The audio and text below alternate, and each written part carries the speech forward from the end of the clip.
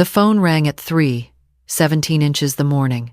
Not 3, not 3:30, but 3:17, and I remember that because I stared at the red numbers on my alarm clock for a full 10 seconds before I reached for it, my heart already pounding in that way. It does when something wakes you, in the deepest part of the night.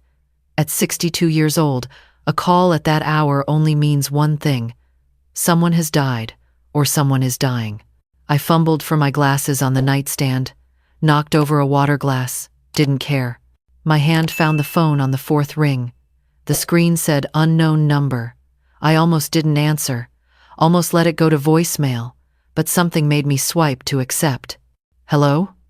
My voice came out scratchy, thick with sleep. Silence on the other end. Not dead silence, but breathing. Someone was there. Hello?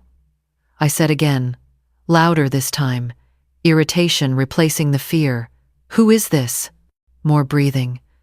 Then, so quiet I almost didn't hear it, a voice said, Mom? My blood went cold. That voice. I knew that voice. I had spent 38 years trying to forget that voice, trying not to hear it in my dreams, in the wind, in the voices of other young women on the street. Who is this? I whispered. But I already knew who they were pretending to be. Some sick person had found my number, found out about Rebecca, decided to torture an old woman in the middle of the night. Mom, it's me. It's Becca. I should have hung up right then. I should have blocked the number, called the police, reported harassment. Instead, I sat frozen in my bed, the phone pressed so hard against my ear it hurt, and I said the stupidest thing possible. Becca is dead. I know what you think, the voice said, stronger now, more urgent. I know what they told you. I know about the funeral. I know you buried someone. But Mom, it wasn't me. I've been trying to figure out how to call you for 3 years. I didn't know how. I didn't know if you'd believe me. I didn't know if it was safe. My hand was shaking so badly, I had to use both hands to hold the phone. Becca died in a car accident on Route 60, outside of Phoenix, on August 14th, 1987. She was 19 years old. She was driving back to Arizona State for her sophomore year. A semi-truck crossed the median. They identified her body by her dental records. I held her jewelry at the morgue. I buried my daughter. I know, the voice said, and now it was crying. I know that's what they told you. But Mom, I need you to listen to me. I was on that highway. I was in an accident. But I didn't die. Someone took me. Someone made you think I died. And I've spent 38 years trying to get back. I hung up. My whole body was shaking. This was cruel. This was unforgivably cruel. I sat there in the dark, my bedroom suddenly feeling too big, too empty, the silence pressing in on all sides. Bill had been gone 6 years now. Heart attack at 70, sudden and merciless. If he were here, he'd know what to do. He'd take the phone, deal with whoever this sicko was, protect me from this. The phone rang again. Same unknown number. I stared at it, watching it light up, vibrate, ring, let it go to voicemail. But then, because I'm a fool, because some tiny desperate part of me that never stopped being Becca's mother made me do it, I played the voicemail on speaker. Mom, please don't hang up again. I know how this sounds. I know you think I'm crazy or lying or trying to scam you. I don't want money. I don't want anything except for you to hear me. I can prove it's me. Ask me something only Becca would know. Ask me about the scar on my left ankle from when I was 7 and I climbed the fence at Grandma's house and the nail caught me. Ask me about the doll I hid in the attic because I thought you'd throw it away when I turned 13. Ask me about the night before I left for college when you came into my room and cried and I told you everything would be okay. Ask me anything. Please, Mom, please just ask me something. I was crying now, ugly sobs that hurt my chest, and I hated myself for it. This person, whoever they were, was good. They'd done their research. Maybe they'd talked to people who knew us. Maybe they'd found old yearbooks, old newspapers, old obituaries that mentioned details about Becca's life. but they couldn't know everything. I called the number back. It rang twice. Then, "Mom? What was the last thing you said to your father the morning you left for school?" My voice was steel. "The very last thing? Before you walked out the door?" A pause. Not too long, not like she was making it up. Just the length of someone reaching back through decades to find a memory. I said, "Dad, you're wearing 2 different shoes again." They were both brown, but one was a loafer and one was a dress shoe. You both laughed. He looked down and said, "Well, damn, so I am. You said you were going to be late for work." I grabbed my keys off the hook by the door, the one shaped like Arizona. I turned around in the doorway and he was standing there with his coffee mug, the blue one with World's Okayest Dad that I got him for Christmas, and he said, "Drive safe, Becca Bug." And I said, "Always do, old man." That was it. That was the last time I saw him. I couldn't breathe. Nobody knew that. Not my sister, not my friends, not the grief counselor I saw for 2 years after. Bill and I had never talked about those last words because they hurt too much. We'd said goodbye to our daughter like it was any other morning, teased about shoes, made bad jokes, told her to drive safe. She drove safe. It didn't matter. "How?" I managed to say. "How do you know that?" "Because I was there, Mom. Because I'm Becca. Because I've lived every single day of the last 38 years, knowing I told my father to drive safe, and then I'm the one who got taken. I'm the one who disappeared. I'm the one who let you think I was dead because I didn't have a choice." "Where are you?" "San Diego." "I'm in San Diego. I've been here for 7 years. Before that, I was in Nevada. Before that, Texas. Before that. Mom, it's a long story. Can I see you? Can we meet somewhere? I know you probably think this is insane. I know you probably think I'm some con artist. But if you see me, you'll know. Please, Mom. I'm 60 years old next month. I don't know how much time either of us has left. Please don't make me spend whatever time I have left being dead to you. Becca died in 1987. I know, but I didn't. I looked at the clock. 3:34 a.m. In a few hours, the sun would come up on November 12th, 2025. Another ordinary day in a life I'd built around the hole where my daughter used to be. I'd wake up, make coffee, do the crossword puzzle, maybe call my sister Linda, maybe drive to the grocery store, maybe watch the news, maybe fall asleep in my chair like I did most nights now. Ordinary, safe, known. Or I could do something insane. "I need proof," I said. "Real proof. Not stories, not memories. Something I can verify." "DNA test," she said immediately. "We can both go to a place. They'll take samples, send them to a lab. It'll take a few days, but it'll prove I'm telling the truth." "And what if you're not? What if this is some elaborate—" "Then you'll know. Then you can call the police, have me arrested for harassment, whatever you need to do. But if I'm right, Mom, if I'm right, then you get your daughter back."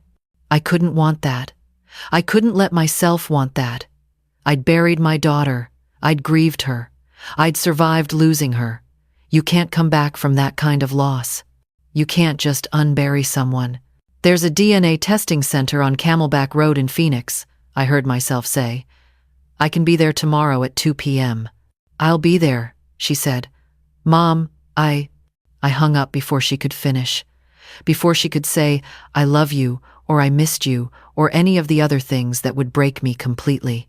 I sat in the dark for another hour. Then I got up, made coffee even though it was 4 a.m., and I did something I hadn't done in years. I went into the garage where we kept the boxes, the ones that had moved with us from Phoenix to Scottsdale to Sun City, the ones I'd never opened after we packed them in 1988, a year after Becca died. The ones labeled Becca's room in Bill's handwriting. I found the box I was looking for. Opened it. Inside, wrapped in tissue paper that had yellowed with age, was the dress Becca wore to her high school graduation. Navy blue modest neckline. She'd said she felt like a lawyer in it. Bill had laughed, said she'd make a good lawyer. She argued with him enough already. Under the dress was a photo album. I opened it with shaking hands. Becca at 6 months old, nearly bald, gummy smile.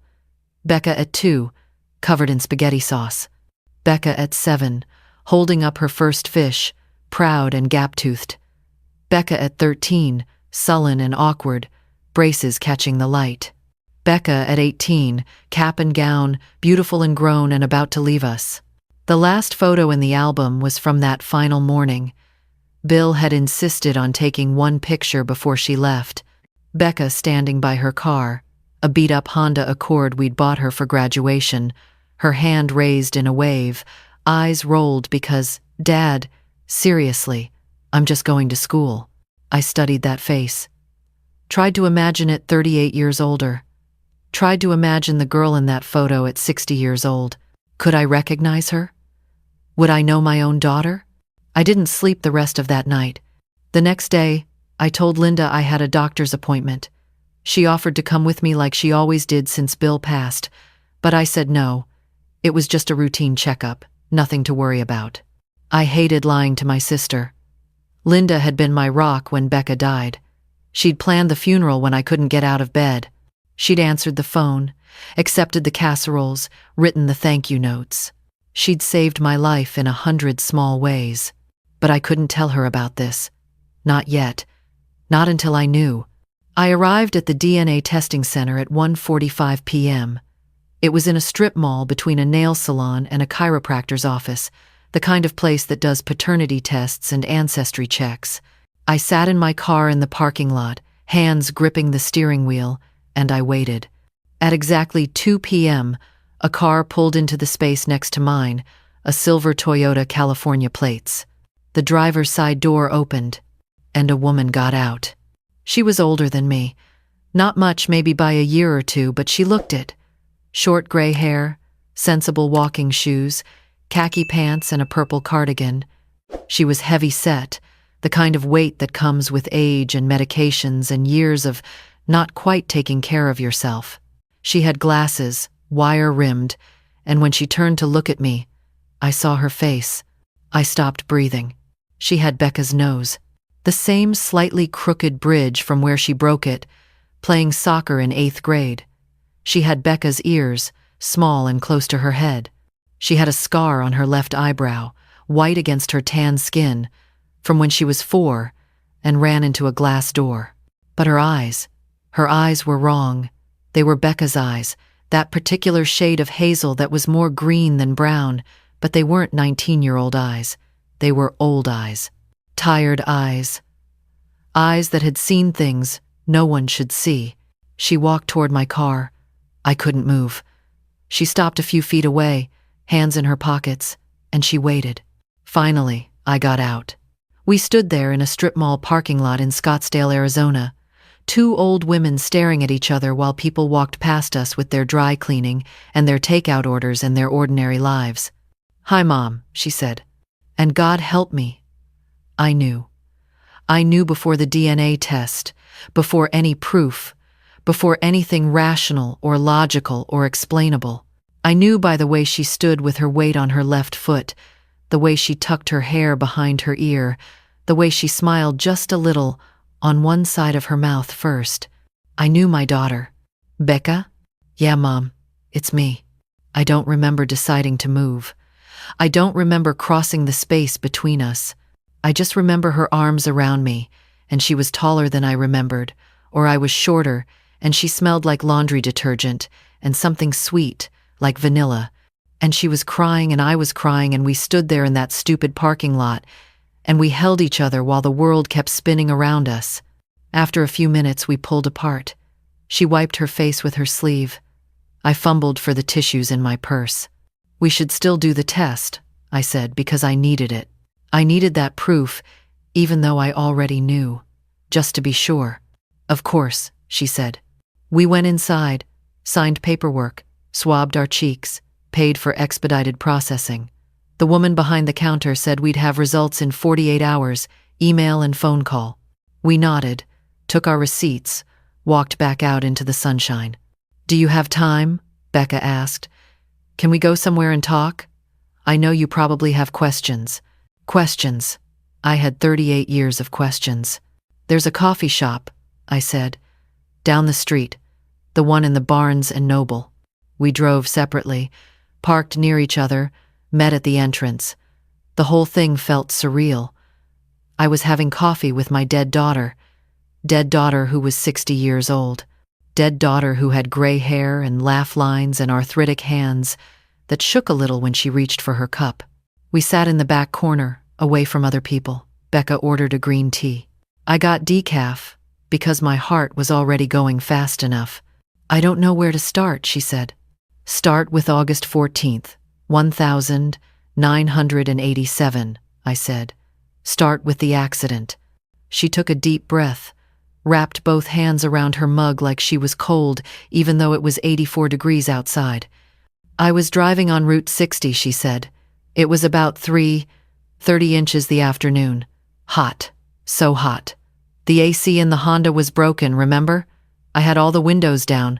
I was listening to the radio. Some song by Whitney Houston, I can't remember which one. I was thinking about my dorm room, about whether my roommate would be cool, about whether I'd packed enough clothes. And then there was this semi-truck.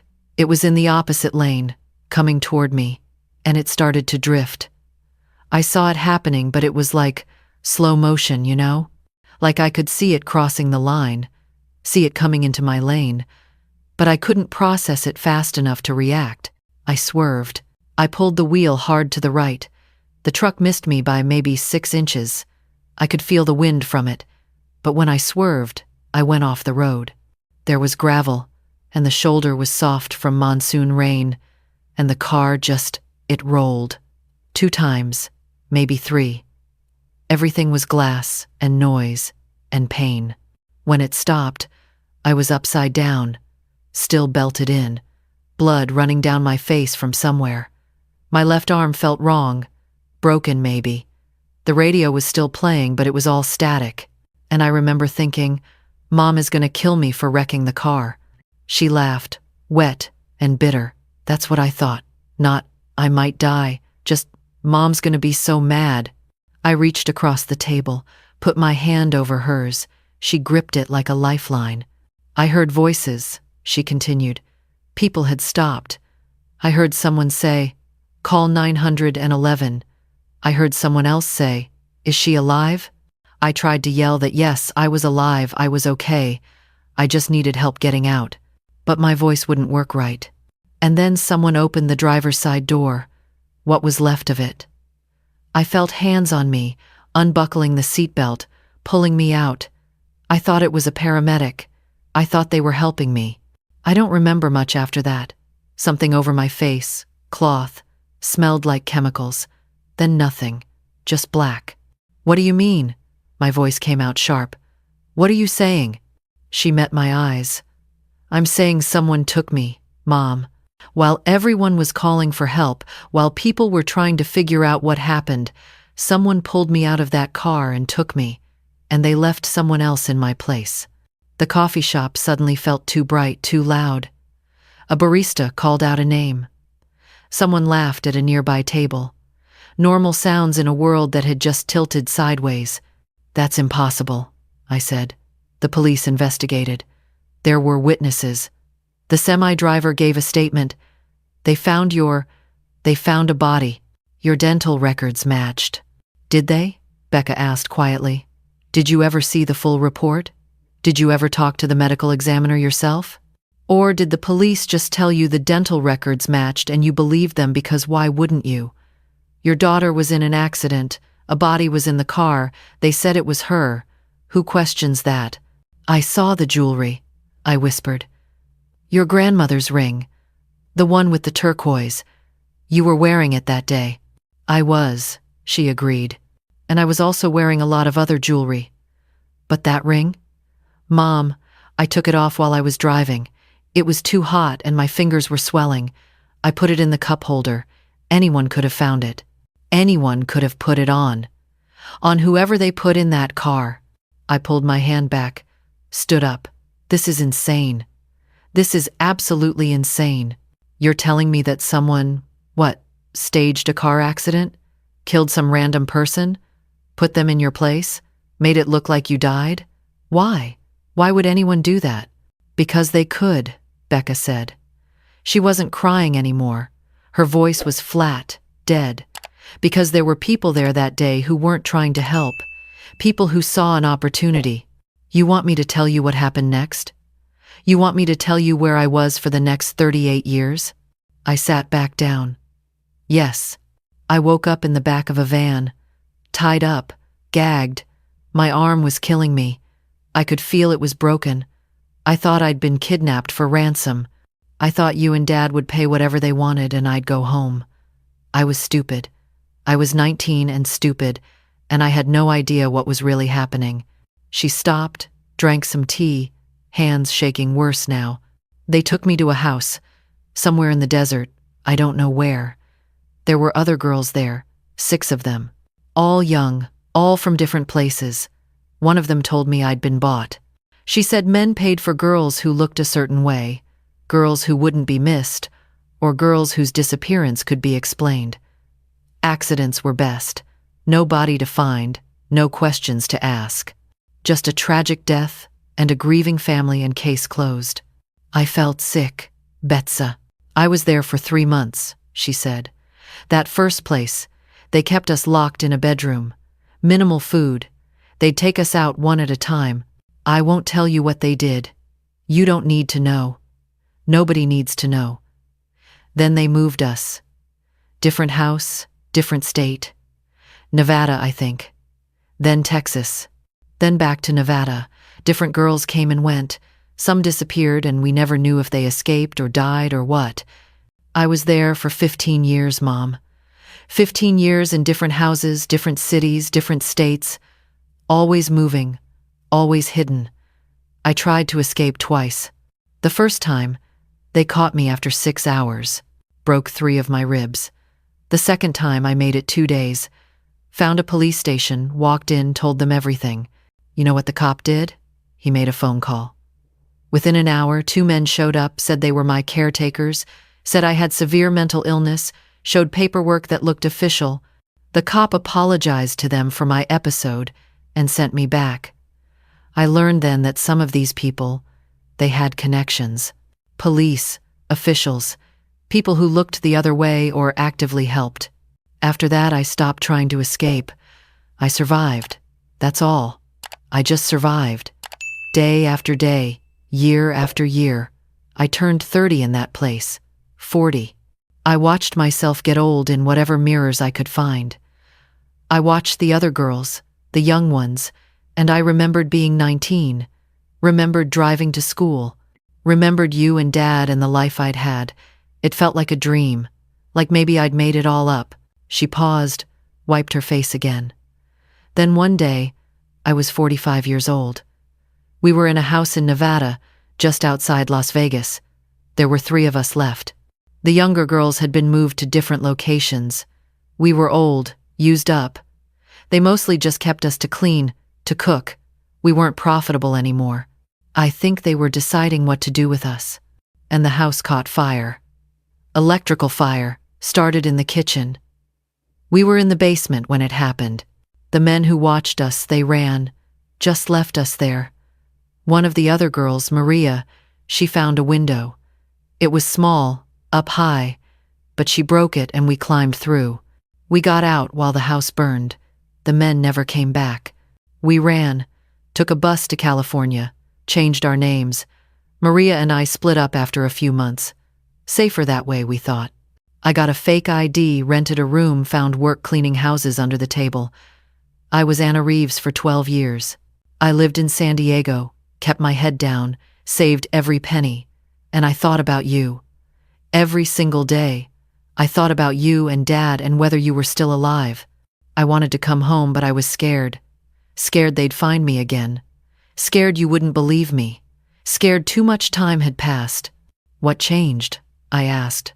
My voice sounded far away. 3 years ago, I saw an obituary online. William Marlowe, age 70, died suddenly at home, survived by his wife, Patricia. I knew it was Dad. I knew you were alone. And I thought, what am I doing? What am I waiting for? The worst thing that could happen already happened. I lost 38 years. I wasn't going to lose the rest. So you called me at 3 inches the morning. I called you 7 times over 3 years, she said. Hung up every time before you answered.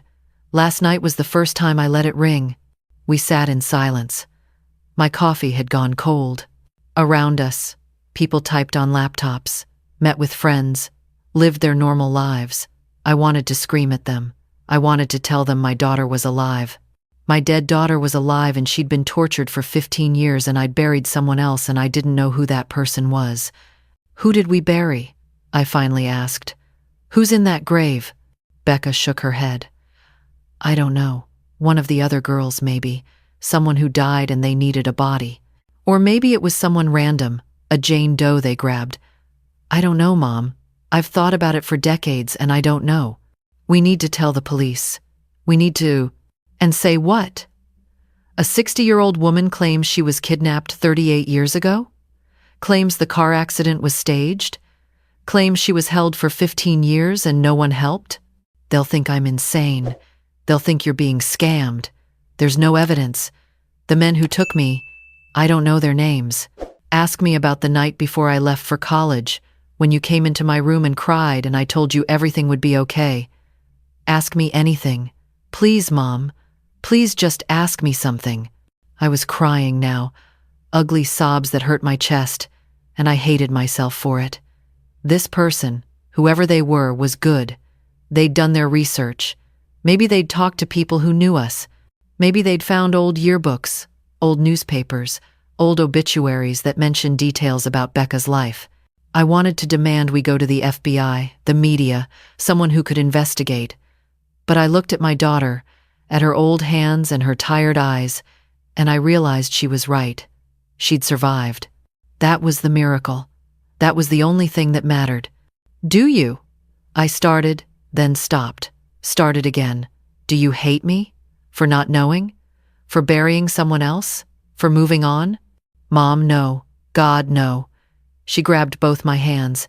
You did everything right. You believed what you were told. You grieved your daughter. You survived losing her. That took strength I can't even imagine. I never blamed you. Not once. I should have known, I said. I should have felt it. Mothers are supposed to know. You knew something was wrong, she said gently. You felt it. I know you did. You probably felt it for years. But what could you do with that feeling? You'd buried me. The case was closed. You had to live. You had to keep going. She was right. I had felt it. For years after Becca died, I'd wake up in the middle of the night with this absolute certainty that she was still alive. I'd tell Bill and he'd hold me while I cried and tell me it was just grief. It was just my brain's way of not accepting the loss. Eventually, I stopped mentioning it. Eventually, the feeling faded to a dull ache I learned to live with. But it had never fully gone away. We stayed in that coffee shop for 4 more hours. I asked her questions and she answered what she could. What did she eat? Whatever they gave her. Where did she sleep? Floors, mostly, sometimes mattresses.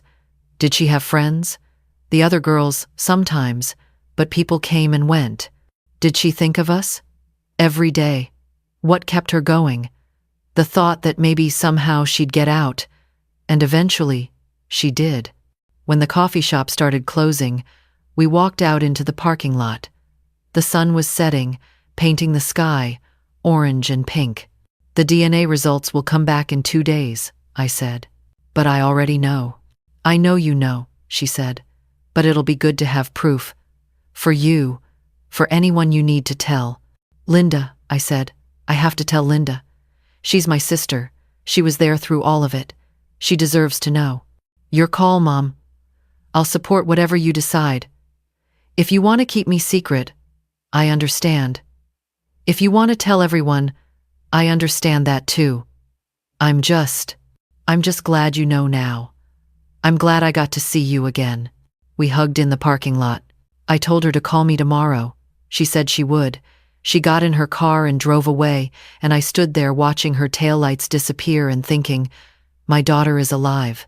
My daughter is alive and she's 60 years old and she survived hell and she came back to me. I drove home in a daze. Walked into my house like I was seeing it for the first time. Everything looked different. The walls, the furniture, the photos of Bill. Everything had changed because Becca was alive. I didn't sleep that night either. I sat in the living room with photo albums spread around me, and I looked at pictures of Becca and I cried. But this time, I wasn't crying for what I'd lost. I was crying because I'd gotten it back. The DNA results came back exactly when they said they would. 99.97% probability of maternal relationship. I stared at the email on my phone, and even though I'd known, even though I'd been sure, seeing those numbers made it real in a way nothing else had. I called Linda. "Hey, Patty," she answered. "How was the doctor?" "Linda," I said, "I need you to come over. Right now. I need to tell you something, and you're not going to believe it." "What's wrong? Are you okay? Is it cancer? Oh God, is it cancer?" Linda, stop. "I'm fine, just come over, please." She was there in 20 minutes. I met her at the door and I could see the worry all over her face. "You're scaring me," she said. "What's going on?" I led her to the living room, sat her down on the couch, sat next to her and took both her hands. "Becca is alive." Linda's face went through about 5 different expressions in 2 seconds. Confusion, shock, fear, anger, and finally settling on concern. "Honey," she said gently. "Honey, I think maybe we should call Dr. Morrison. You might need to adjust your medications. It's okay, it happens, especially with the stress of—" "I'm not having a breakdown," I interrupted. "I'm not confused. I'm not imagining things. Becca called me 3 days ago at 3 a.m. We met yesterday. We did a DNA test. The results came back this morning. 99.97% match. My daughter is alive, Linda. She's been alive this whole time." Linda stared at me. "That's impossible." That's what I said. I spent the next 2 hours telling her everything. Showed her the DNA results. Showed her the photos I'd taken on my phone of Becca in the coffee shop because I'd needed proof for myself, needed to know I hadn't dreamed it. Linda cried. I cried.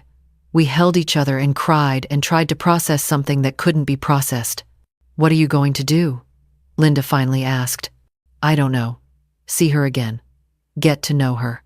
Figure out what normal looks like now. She's staying in San Diego for now, but she wants to move back to Arizona. Wants to be close. I want that too. What about the police? What about the grave? What about finding the bastards who did this to her?" "There's nothing to find," I said. "It was 38 years ago. Everyone involved is probably dead or disappeared. Becca doesn't remember names or faces or exact locations. She just wants to move on. She just wants to live." "And the person in the grave?" That was the question I'd been avoiding. The question that kept me up at night even more than everything else. "I don't know," I admitted. "Part of me wants to know. Wants to exhume the grave, get DNA, find out who that person really was, give them back to their family, whoever they are. But another part of me, Linda, what if it's worse than not knowing? What if we find out, and it opens up a whole investigation and Becca gets dragged through it all? What if it puts her in danger again? What if the people who did this are still out there?" "She deserves to be found," Linda said quietly. "Whoever she was. Her family deserves to know what happened to her." "I know. But Becca is your priority." "I know that too." Linda stood up, paced the living room. "This is insane. This is absolutely insane. Things like this don't happen. People don't just come back from the dead after 38 years. "Except they do," I said, "because Becca did." The next few weeks were surreal. Becca drove to Scottsdale every few days. We'd meet for coffee, for lunch, for dinner. We'd sit in my living room and she'd tell me stories about her life before and after. I'd tell her about the years she missed. Dad's retirement, his death, my health scares, Linda's kids growing up, the world changing in ways neither of us could have predicted. It wasn't easy. There were moments when I looked at her and I couldn't reconcile this 60-year-old woman with the 19-year-old girl I'd lost. There were moments when she'd reference something from the past and get it wrong, her memory scrambled by trauma and time. There were moments when we'd sit in silence because we didn't know what to say, didn't know how to bridge 38 years. But we tried. God, we tried. One afternoon, about 6 weeks after that first call, we were sitting on my back patio. Becca was drinking iced tea. I was doing a crossword puzzle. Normal. Almost normal. "Mom," she said, "I've been thinking about the grave." I put down my pen. "Yeah? I think we should exhume it. I think we should find out who's really buried there. I think I owe that to whoever it is. Her family deserves to know. Just like you deserve to know about me. Are you sure? The police will get involved.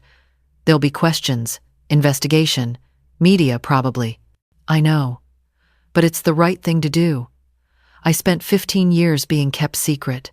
I don't want someone else to spend eternity being hidden. Even in death, she deserves her name back. So we did it. We hired a lawyer, contacted the police, filed a petition with the court. It took 4 months, but eventually we got permission. On March 3rd, 2026, they exhumed the grave that had held Rebecca Marlowe for 38 years. I didn't go.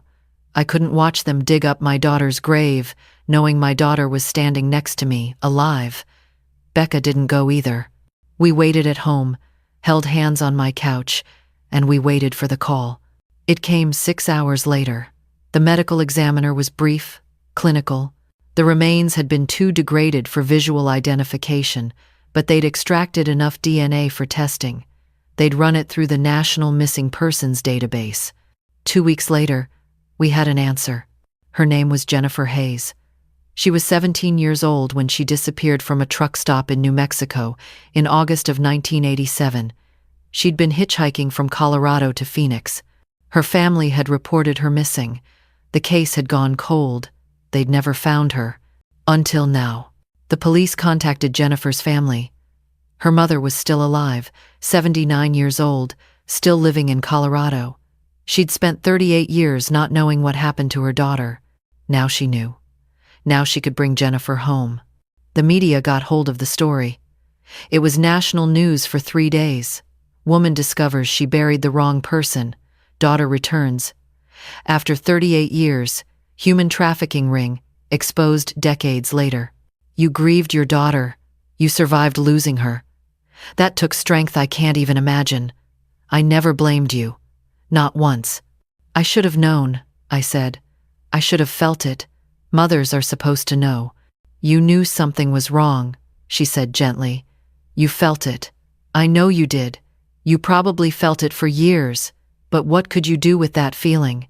You'd buried me. The case was closed. You had to live. You had to keep going. She was right. I had felt it. Her mother, Patricia Hayes, hugged me for a long time. We didn't say much. What was there to say? Your daughter was buried in my daughter's place. My daughter survived. Yours didn't. I'm sorry. I'm so sorry. But Patricia just squeezed my hand and whispered, "Thank you for finding her. Thank you for bringing her home." That was 6 months ago. It's November now. November 12th, 2026. Exactly 1 year since that phone call at 3:17 a.m. Becca lives in Scottsdale now, 10 minutes from me. She rents a small apartment, works part-time at a library, goes to therapy twice a week. She's learning how to be herself again, how to be Becca, not Anna, not whoever she had to be to survive. We have dinner twice a week. Linda comes too. We're a family again, just a different shape. We don't talk much about those 15 years. When Becca wants to talk, I listen. When she doesn't, I don't push. We talk about movies, about books, about the weather, normal things, boring things, beautiful things. People ask me sometimes if this is a happy ending. I don't know how to answer that. Becca came back, yes, but she's not the same person. I'm not the same person. We lost 38 years. We can't get those back. No amount of reunion can erase that loss. But she's here. She's alive. She's sitting across from me at dinner, arguing with Linda about whether the new Italian place on Main Street is too expensive, and she's here. She's Becca, but she's also Anna. She's the girl who left for college in 1987, but she's also the woman who survived hell and came back. And I'm her mother. I always was. Even when I thought she was dead. I always will be. Is it a happy ending? I don't know. But it's an ending we're both alive for. And after everything, that's enough. That's more than enough. That's everything.